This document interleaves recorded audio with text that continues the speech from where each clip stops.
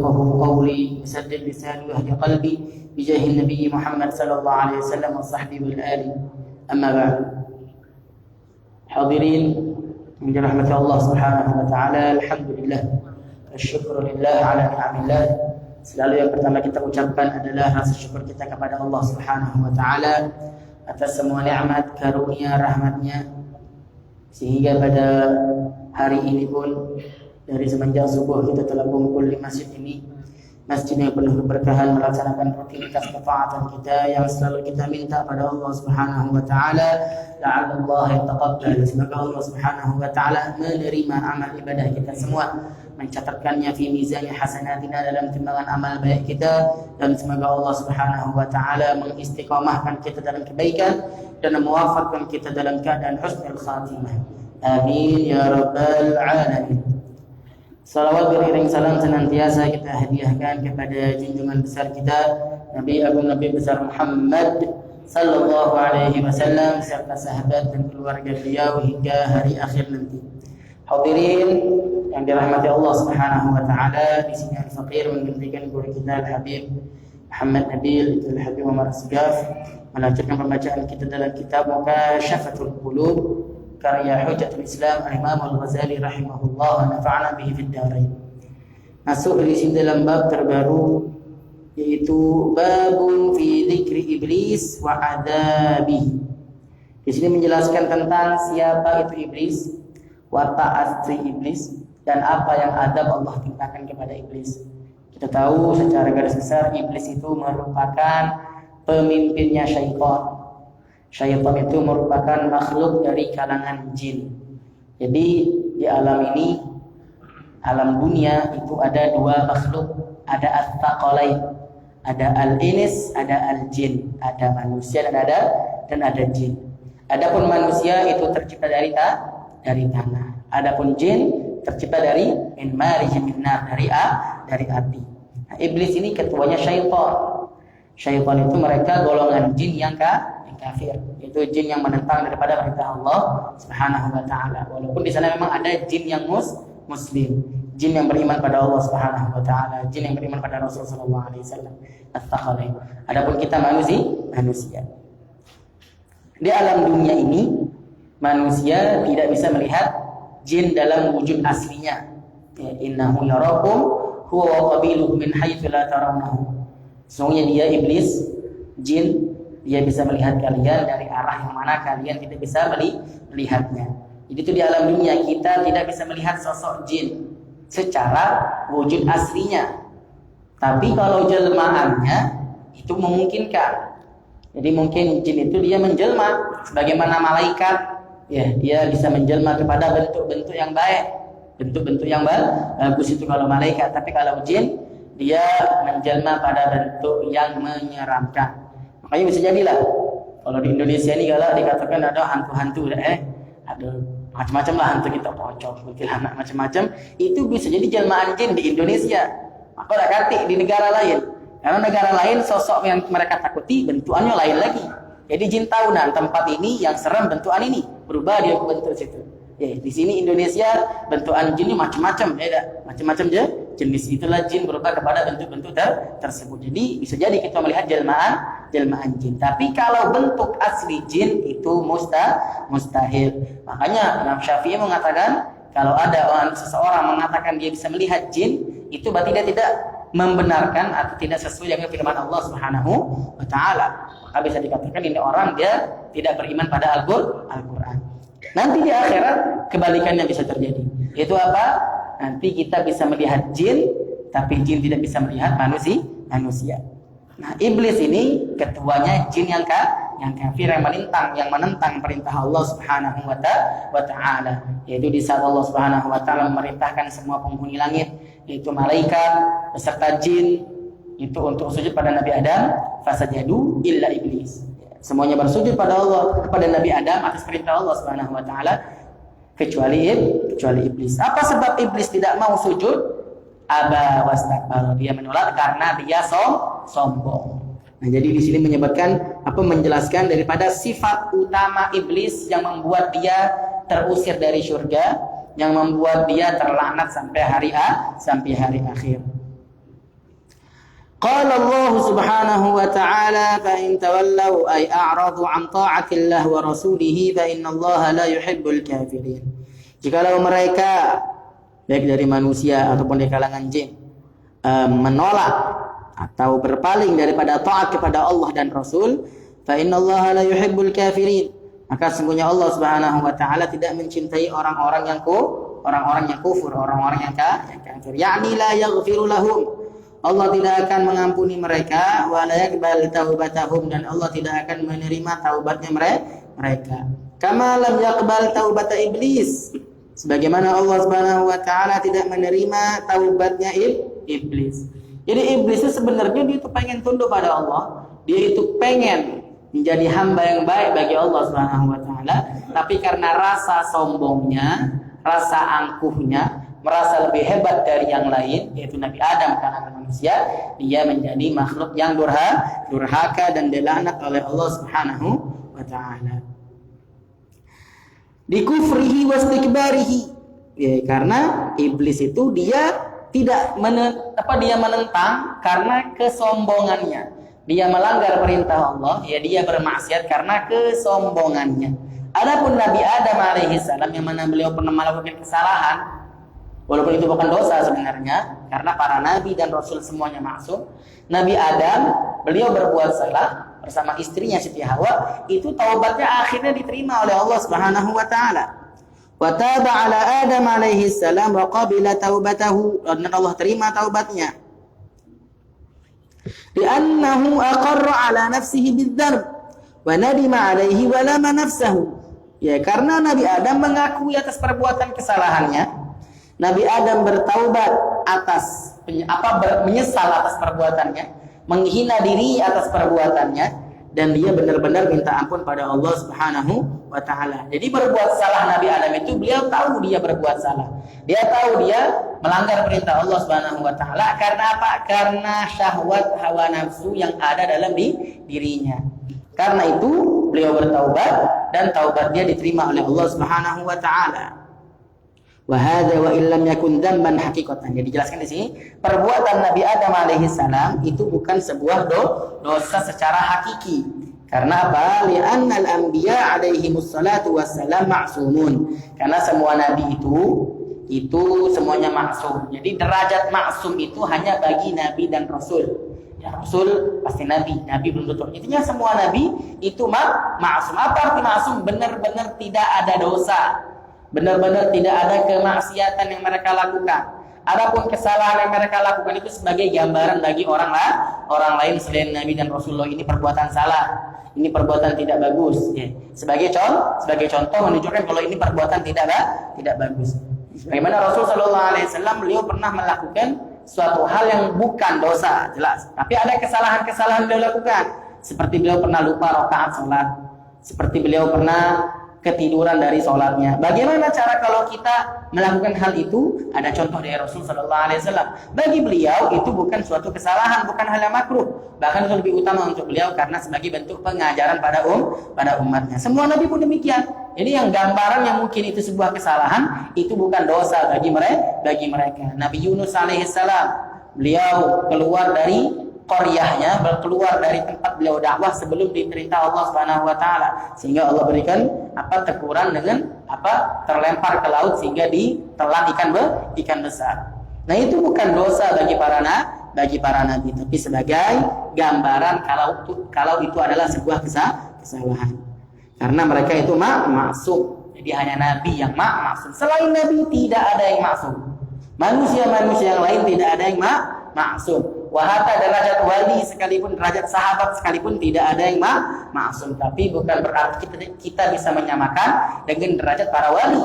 Akan mereka manusia punya kesalahan. Benar, para wali punya kesalahan. Tapi kesalahan mereka tidak sama seperti kesalahan kita orang awal. Hasanatul abrar, sayyi'atul muqarrabin. Ini sebagai kaidah yang kita pegang. Kebaikan orang-orang yang merasa berbuat baik, kalau dinisbatkan kepada orang sudah dekat kepada Allah, itu ibarat sebuah kesalahan. Kita orang ngerasa sudah berbuat baik, kita orang ngerasa dawam dengan kebaikan, sholat sunnah tidak tinggal, sedekah tidak tinggal.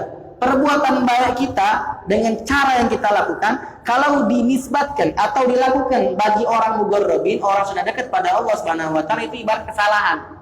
Kita merasa sudah baik, padahal itu belum bagus. Jadi walaupun manusia lain ada kesalahan, para wali tidak bisa disamakan dengan orang-orang biasa seperti kita. Ala kulli hal. Jadi perbuatan Nabi Adam itu bukanlah sebuah dosa. Beliau melanggar perintah Allah Subhanahu wa taala, tapi bukan dosa. Apa pelanggaran beliau? Jadi Nabi Adam itu diperintahkan Allah, diperbolehkan Allah untuk makan semua apapun yang ada dalam surga kecuali satu pohon, illa hadhihi syajarah, satu pohon. Pohon itu kalau kita kenal dengan buah khuldi, ya. Kenapa kita katakan buah khuldi? Itu bukan nama buahnya, bukan nama pohonnya. Khuld itu kekal artinya. Jadi di saat iblis sudah terusir dari surga, tapi dia bisa membisikkan menyampaikan godaannya pada Nabi Adam dan istrinya Siti Hawa. Ya, dikatakan iblis kepada Nabi Adam bahwasanya Allah tuh ngelarang kau makan pohon ini. Kenapa? Nanti kau kekal, nanti kau sama seperti malaikat. Maka dilarangkan itu buahnya sebagai buah khuldi. Nah, kalau yang pernah dengar itu bahwasanya di saat iblis memberikan godaan dia kepada Nabi Adam alaihissalam, itu Nabi Adam bisa menolak, tidak diturutinya daripada godaan iblis. Akhirnya iblis tahu bahwasanya kelemahan laki-laki terkadang dan seringnya terletak pada wanita. Digodalah Siti Hawa digoda kan mau Siti Hawa tadi. Dan yang mengajak Nabi Adam makan buah tadi adalah Siti Hawa. Jadi perempuan itu itulah naqisatu aqlin madin. Kalau dia tidak kuat iman, bisa membahayakan laki-laki yang di sekitar. Insyaallah kita punya keluarga, istri-istri, anak-anak kita dijaga oleh Allah Subhanahu wa taala. Nah, jadi itu Nabi Adam alaihi salam. Lam yakun dzamban haqiqatan li anna al-anbiya alaihi wassalatu wassalam ma'sumun la taqa' minhumul ma'siyah abadan. Tidak pernah melakukan maksiat apapun selama-lamanya. La qabla nubuwah wa la ba'daha 'ala sahih. La sebelum diutus jadi nabi ataupun setelah diutusnya di nabi, itu tidak ada mereka melakukan semua dosa apapun itu. Itu atas pendapat yang kuat dalam akidah kita. Lakinnahu ala suratid danab. Tapi memang itu gambaran sebagai kesalahan. Sebagai apa? Mencontohkan orang-orang lain, mencontohkan kaumnya, mencontohkan umat bahwasanya ini loh kesalahan, jangan dilakukan. Walidzalika qala huwa wa Hawa alaihi assalam, Rabbana zalamna anfusana wa illam taghfir lana wa tarhamna lanakunanna minal khasirin. Nabi Adam dan Siti Hawa mengetahui bahwa itu kesalahan. Akhirnya mereka benar-benar bertaubat kepada Allah Subhanahu wa taala. Dengan apa? Yang Allah katakan doa daripada taubat Nabi Adam dan Siti Hawa, Rabbana zalamna anfusana, ya Allah kami menzalimi diri kami, wa illam taghfir lana, jikalau Kau ya Allah tidak mengampuni dosa kami dan merahmati kami, lanakunanna minal khasirin, kami akan menjadi orang-orang yang menyesal. Jadi menyesal, tahu kesalahan, tahu ini ajaan syahwat, godaan syaitan, godaan iblis. Karena Nabi alaihi salam wa asra'a bit taubah. Ya, dia menyesal di atas kesalahannya Nabi Adam dan Siti Hawa dan bersegera untuk taubat. Walaupun memang taubat Nabi Adam itu di saat Allah turunkan dia dan istrinya ke dunia tidak langsung diterima Allah. Ya, bahkan dikatakan sampai 40 hari mereka di bumi baru diterima taubatnya oleh Allah Subhanahu wa taala. Bahkan taubat mereka itu diterima Allah Subhanahu wa taala di saat mereka mendapatkan wahyu dari Allah akan membaca suatu bacaan. Apa bacaannya? Dikatakan bahwasanya bacaan yang menyebabkan taubat Nabi Adam dan istrinya Siti Hawa diterima Allah adalah salawat pada Rasulullah sallallahu alaihi wasallam. Walam yaqnat min rahmatillahi ta'ala, dan Nabi Adam pun tidak berputus asa dari rahmat Allah Subhanahu wa taala. Jadi ini syarat kita untuk bertaubat, contoh dari Nabi Adam alaihissalam, agar taubat kita dikatakan taubatan nasuha. Yang pertama adalah menyesali perbuatan yang kita perbuat. Jangan merasa perbuatan kesalahan kita lakukan atas unsur kesengajaan. Jangan merasa perbuatan kesalahan dosa yang kita lakukan atas bentuk perlawanan. Na'udzubillah min dzalik. Merasa tidak bersalah, merasa tidak berdosa. Nah ini jangan. Kita harus kalau taubat itu menyesal atas perbuatannya.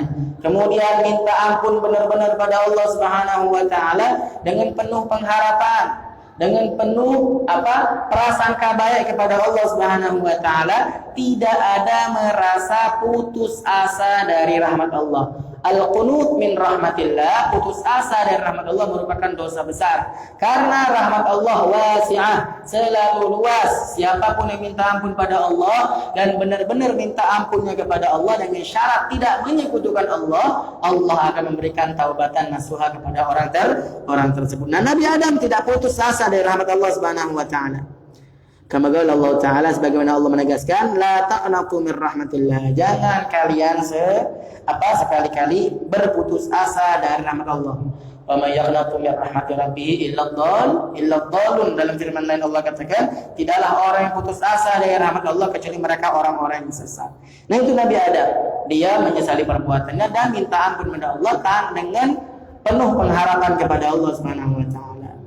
Dengan itulah Allah terima taubat Nabi Adam alaihissalam. Adapun iblis, setelah dia melakukan kesalahan, dia tidak sujud kepada Nabi Adam atas perintah Allah Subhanahu wa taala, lam yujirra ala nafsihi bidzunub. Dia tidak merasa melakukan kesalahan. Karena dia sombong, dia merasa di saat disuruh untuk sujud pada Nabi Adam, apa yang dia katakan? Ana khairum minhu. Aku lebih baik daripada Adam. Khalaqtahu min tin, khalaqtani min nar wa khalaqtahu min tin. Ya Allah, kau ciptakan aku dari api dan kau ciptakan Adam dari tanah. Dan jelas bagi dia ini, iblis merasa bahwasanya api lebih hebat dari tanah. Dia tidak mau menuruti perintah Allah karena dia merasa lebih baik. Dia sombong, dia menolak perbuatan untuk sujud pada Nabi Adam. Menolak bukan karena dia tahu itu kesalahan, tapi benar-benar menolak bil kulliyah, secara keseluruhan dia menolak perintah Allah Subhanahu wa taala. Lam yandam 'alaiha walam yulim nafsahu walam yalum nafsahu. Dia tidak menyesal atas perbuatannya, dia tidak menghina dirinya atas kesalahannya. Walam yusri' bitaubah, dan dia tidak bersegera untuk bertaubat. Wa qanita min rahmatillah, dan dia pun putus asa dari rahmat Allah Subhanahu wa taala. Ibarat kata, ya sudah, kalau Allah dah ampuni aku, ya sudah, karena merasa benar, seakan-akan dia benar-benar melawan Allah Subhanahu wa taala. Wa takabbar, dan dia sombong. Nah, jadi hati-hati kita nih kalau kita berbuat kesalahan, akuilah kalau itu kesalahan atas unsur kelalaian kita, atas unsur kerendahan kita sebagai manusia yang lemah, yang gampang tergoda oleh hawa nafsu, tergampang tergoda oleh syaitan, godaan syaitan. Faman kana haluhu mithla hali iblis lam tuqbal taubatuhu. Maka orang yang keadaannya sama dengan iblis tidak merasa kalau dia berbuat salah, bahkan bangga atas kesalahannya, bahkan terang-terangan melakukan kesalahan, tidak menyesal atas perbuatannya. Ya, kalau sekarang ini dikatakan bangga dengan maksiat, mujahir kata Nabi. Ya, semua orang punya kesempatan taubat dan sangat gampang untuk taubat kepada Allah, kecuali mujahirin, orang yang terang-terangan bermaksiat. Kenapa bisa demikian? Karena kalau orang terang-terangan bermaksiat, pasti dia merasa kalau maksiatnya bukan maksiat. Dia merasa maksiatnya merupakan suatu kebanggaan, ikut tren kalau zaman sekarang. Na'udzubillah min dzalik. Macam-macam tren yang dibuat oleh orang kafir yang jadi propaganda bagi orang-orang Islam. Jadi ngerasa maksiatnya bukan suatu kesalahan, ngerasa bangga, ngerasa hebat dengan kesalahan, tidak nyadari diri kalau dia berbuat dosa. Maka balam taubatu, tidak akan diterima taubatnya oleh Allah Subhanahu wa taala, bahkan diberikan ilham untuk taubat pun tidak, karena dia tidak merasa berbuat salah. Kullu ummati mu'afa'il mujahirin, kata Nabi sallallahu alaihi wasallam, semua umatku akan diberikan pintu afiat, pintu taubat, kecuali mereka yang berbangga terang-terangan dalam berbuat maksiat. Wa man kana haluhu mithla hali Adam qabila wa taubatahu. Dan orang yang keadaannya seperti keadaan Nabi Adam alaihissalam, yaitu merasa salah atas perbuatan dosanya, menyesal atas perbuatannya, maka insyaallah Allah akan buka pintu taubat bagi orang tersebut. Fi anna kulla ma'siyatin asluha minasyahwah fa innahu yurja ghufranuha. Semua maksiat yang terlakukan karena syahwat kita, karena hawa nafsu kita yang membuat kita tergelincir dalam kesalahan. Kita manusia punya hawa nafsu, dan hawa nafsu selalu mengajak kepada keburukan. Dan orang yang berbuat maksiat karena hawa nafsunya, itu pintu taubatnya masih terbuka lebar. Masih banyak penuh harapan kita agar dosa itu diampuni oleh Allah Subhanahu wa taala, selagi dia merasa dia berbuat salah dan minta ampun kepada Allah Subhanahu wa taala. Wa kullu ma'siyatin asluha minal kibri fa innahu la yujza ghufranuha. Dan orang yang berbuat maksiat karena rasa sombong, merasa angkuh, merasa hebat, sehingga tidak menyadari kalau dia berbuat salah, dia merasa bangga dengan kesalahan maksiat yang dia lakukan, maka jelas tidak akan ada pengharapan untuk diampuni dosanya oleh Allah Subhanahu wa taala. Ya, bagaimana diampuni Allah Subhanahu wa taala? Dia pun tidak merasa berbuat salah. Wa ma'siyatu Adam asluha minasyahwah wa ma'siyatu iblis asluha minal kibir. Dan maksiat Nabi Adam sumbernya daripada syahwatnya, adapun kesalahan iblis, maksiat iblis itu berasal daripada rasa sombong. Jadi naudzubillah, memang sombong ini luar biasa menghancur. Ya. Rasa sombong itu penghancur seseorang, tidak akan mendapatkan kebaikan orang yang merasa hebat. Orang yang merasa sombong, merasa angkuh, merasa lebih hebat dari orang lain, merasa diri tidak punya kesalahan. Apa kata Rasul sallallahu alaihi wasallam? La yadkhulul jannah man kana fi qalbihi mithqalu dzarratin minal kibri. Tidak akan masuk surga orang yang di hatinya ada satu benih pun, satu titik pun daripada rasa sombong. Hukia, cerita tentang iblis ini. Anna iblis jaa ila Musa alaihi salam. Suatu hari iblis pernah datang ke Nabi Musa alaihi salam. Faqala lahu, iblis dia menjelma dia ngomong kepada Nabi Musa alaihissalam, antal ladzi istafaka Allah bi risalatihi wa kallamaka taklima. Wahai Musa, kata iblis yang menyamar tadi, kau ini adalah hamba yang dipilih Allah Subhanahu wa taala dan Allah pun berbincang-bincang dengan diri. Maka dijawab Nabi Musa alaihissalam, qala na'am, iya, itulah aku. Faman ladzi turidu ya hadza? Apa yang kau penginkan wahai ini orang? Ini Nabi Musa belum sadar kalau yang diajak ngomongnya adalah iblis yang menyamar. Wa man anta, siapa dirimu, kata Nabi Musa alaihissalam. Faqala iblis, maka iblis menjawab pada Nabi Musa alaihissalam, ya Musa, wahai Musa, tolong kau katakan pada Tuhanmu, karena kau sebagai orang bisa berbincang-bincang dengan Tuhanmu, tolong sampaikan pesanku kepada Tuhanmu. Ini kata iblis merasa hebat. Khalqun min khalqik qad sa'alaka taubah. Nah, di sini dikatakan bahwasanya iblis sempat pengen taubat. Wahai Musa, tolong sampaikan kepada Tuhanmu, sampaikan bahwasanya ada satu makhluk daripada makhlukmu, wahai Allah, dia ini pengen taubat. Itu baik. Kata iblis yang menjelma tadi kepada Nabi Musa, minta sampaikan, wahai Musa, sampaikan kepada Tuhanmu, ada satu makhluk ini pengen taubat. Maksudnya diri dia, tapi tidak disebut nama dia ini. Maka setelah itu Allah berikan wahyu kepada Nabi Musa alaihissalam. Fa'awhallahu ila Musa, qul wahai Musa, ini wahyu dari Allah Subhanahu wa taala, sampaikan kepada orang tersebut, wahai Musa, inni qad istajabtu lak fi ma sa'alta.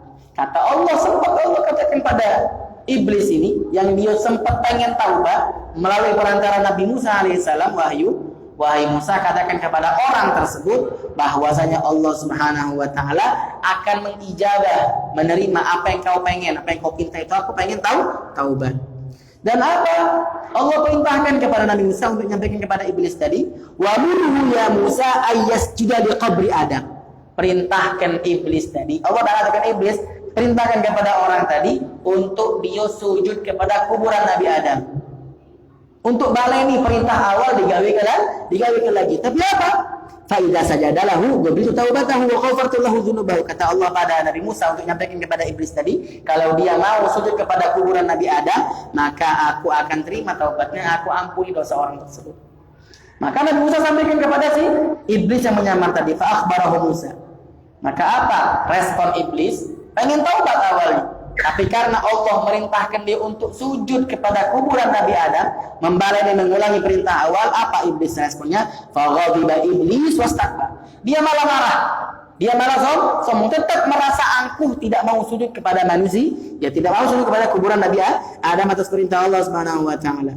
Akhirnya dia katakan pada Musa, Nabi Musa, ya Musa, ana lam asjud lahu fil jannah, fa kaifa asjudu lahu fi wa huwa mayyit. Wahai Musa, bagaimana aku mau sujud ke dia? Di surga saja aku tidak mau sujud kepada siapa Nabi Adam tadi. Sekarang aku nak sujud kepada kuburan dia sudah mati Adam. Tak mau ni anak. Akhirnya pun tidak jadi taubatnya. Tidak jadi taubat karena sombong tadi. Wa ruwiya anna iblis yashtadda alaihi al-'adab finnar. Diriwayatkan iblis nanti di neraka dia mendapatkan azab yang luar biasa. Ya perlu dikatakan azab paling pedih pasti iblis, karena dia rasul kufar, pemimpinnya orang-orang yang kufur pada Allah Subhanahu wa taala. Sangat parah azab yang Allah berikan kepada iblis ini. Fayuqalu lahu, akhirnya ada orang mengatakan, makhluk Allah penjaga neraka pasti mengatakan kepada iblis yang sedang diazab tadi, "Kaifa wajadta azab Allah?" Bagaimana kau merasakan tentang azab Allah ini? Sakit atau tidak? Ditanya itu oleh Allah Subhanahu wa taala melalui perantara makhluk dalam neraka tadi. Maka apa jawaban iblis? Asyadama'ikum. Sangat luar biasa, menyakitkan luar biasa azab Allah ini. Fayuqullahu. Makanya dikatakan kepada iblis yang sedang kena azab luar biasa tadi. Inna Adam fi riyadil jannah fasjud lahu wa'tabir hatta yughfar laka.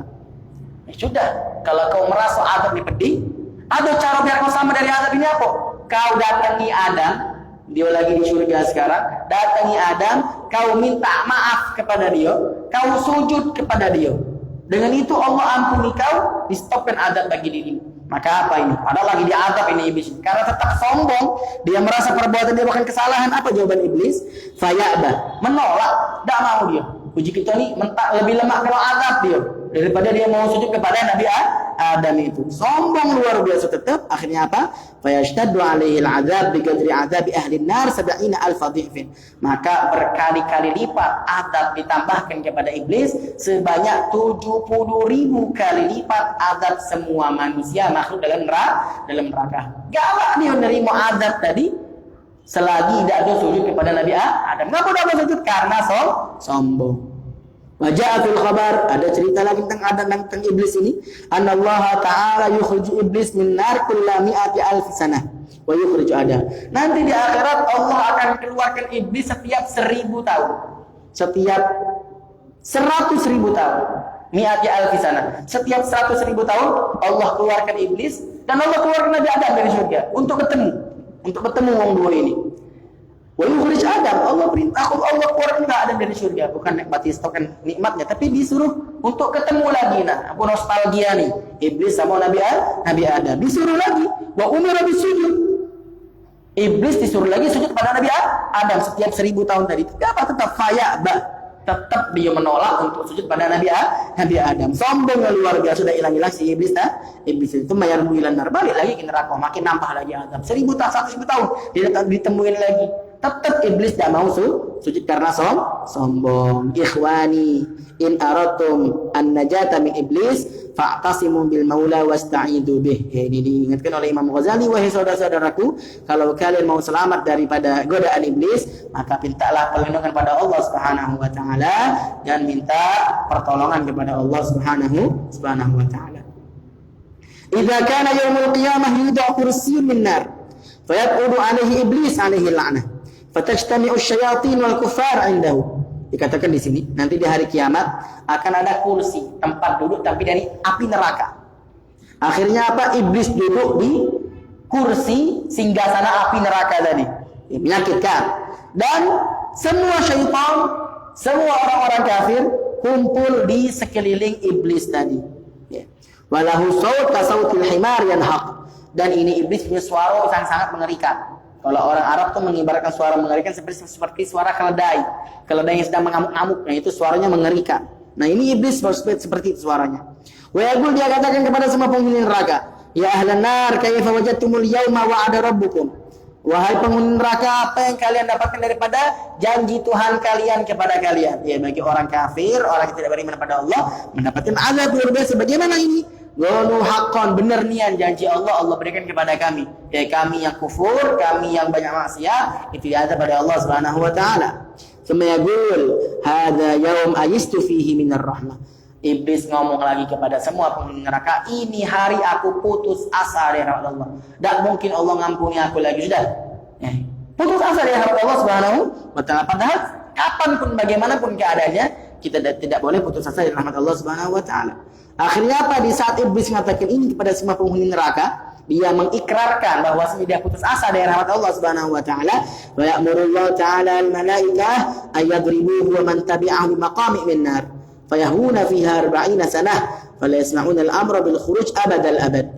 Akhirnya Allah perintahkan malaikat pengazab untuk memukul iblis dan semua pengikutnya dengan pukulan yang sangat kuat daripada api neraka, terjatuh mereka ke bawah dasar neraka yang mana masa jatuhnya 40 tahun. Nyampe itu 40 tahun, bukan nyampe dasar 40 tahun. Pas masa jatuhnya itu 40 tahun, sehingga mereka berduduk fi darkil asfal minan nar, benar-benar di bawah kerak nerakanya, ya. Sehingga mereka tidak akan terdengar kabar untuk keluar dari api neraka selama-lamanya. Na'udzubillah min dzalik. Jadi itu kita nih jangan sampai ada rasa sombong dalam hati kita. Taubat kita harus benar-benar taubat yang diterima oleh Allah Subhanahu wa taala, prasangka baik, merasa menyesal, bertekad kuat tidak mau kembali kepada maksiat yang kita lakukan, dan semoga Allah Subhanahu wa taala memberikan kita taufik hidayahnya agar selalu dalam jalan yang lurus. Amin ya rabbal alamin. Wal afu minkum. Wassalamualaikum warahmatullahi wabarakatuh.